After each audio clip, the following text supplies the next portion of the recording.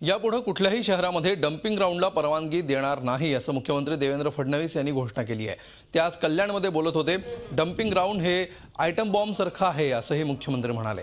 गेल्या काही दिवसात मुंबई आणि कल्याणमध्ये डंपिंग ग्राउंडला लागलेल्या आगींमुळे नागरिकांना मोठ्या त्रासाला सामोरं जावं लागलेलं होतं।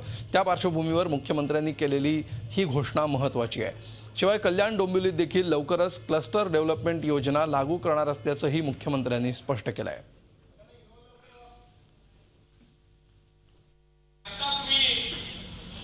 स्मार्ट सिटीच्या कॉन्क्लेव्हमध्ये त्या ठिकाणी घोषित केलं की ओरॅकल जी जगातली या क्षेत्रातली अत्यंत महत्त्वपूर्ण अशा प्रकारची कंपनी आहे, त्यांनी महाराष्ट्र सरकारसोबत करार करून पायलट प्रोजेक्ट करून कल्याण डोंबिवली हे शहर महानगरपालिका ही हातामध्ये घेतली आहे। अतिशय पारदर्शी पण एफिशियंट अशा प्रकारची व्यवस्था या कल्याण डोंबिवलीमध्ये ओरॅकलच्या माध्यमातून आपण उभी करतो।